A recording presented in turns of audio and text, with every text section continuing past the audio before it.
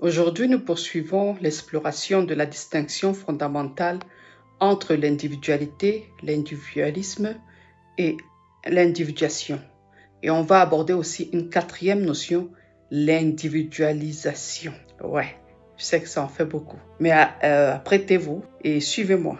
L'individualité est le point de départ de toute personne incarnée. C'est un état de fait. C'est l'ensemble de vos caractéristiques propres qui vous distinguent des autres.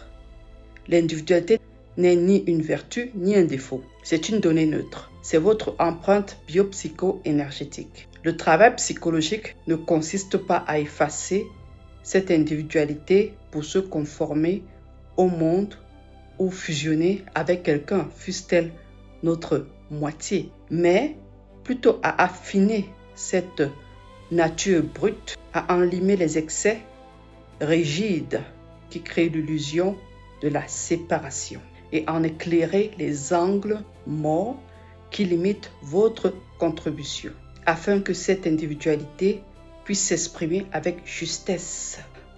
Maintenant, voyons l'individualisme. L'individualisme est une posture, une façon de se comporter qui place l'individu comme centre de gravité où l'image de soi, le confort, le statut, la défense de ses propres intérêts et la sphère privée prennent le pas. Ces éléments permettent la sauvegarde de l'individu tel qu'il se conçoit et se construit. Dans son rapport à l'autre, l'individualisme peut pousser l'individu à s'isoler ou à se mettre en compétition avec un autre individu ou le groupe pour assurer sa propre survie ou sa domination. Les comportements mis en place pour se protéger sont souvent dictés par des peurs primitives. La peur de manquer, la peur de perdre le contrôle, la peur d'être dominé, la peur d'être assimilé, la peur d'être anéanti, la peur de souffrir. Moralement, il ne s'agit pas de dire que c'est bon ou c'est mauvais de se prioriser. La vie est complexe et compliquée. Il y a plusieurs cas d'études où une attitude individualiste est non seulement adaptée à la situation, mais salvatrice, notamment chez les victimes de relations toxiques ou dans des rapports asymétriques qui ne nous bénéficient pas.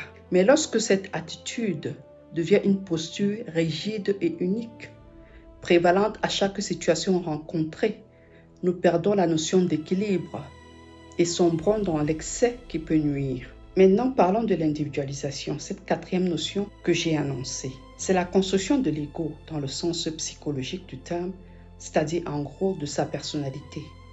L'individualisation est le processus de développement psychologique et social par lequel un être humain construit son ego, acquiert son autonomie et se différencie de sa matrice d'origine, c'est-à-dire de ses parents, de sa famille, de son groupe d'appartenance, pour exister en tant qu'entité fonctionnelle dans le monde extérieur. C'est une étape saine, normale et vitale de la première moitié de la vie. Pour reprendre la métaphore de Jung citée dans notre dernière vidéo, c'est le programme du matin de la vie, avant de pouvoir se désidentifier de son ego au soir de sa vie par processus d'individuation.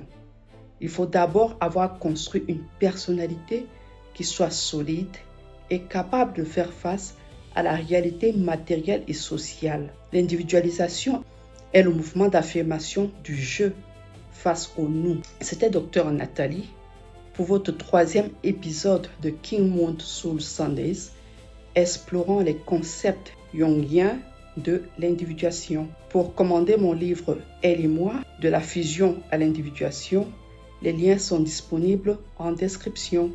À très bientôt pour une nouvelle vidéo.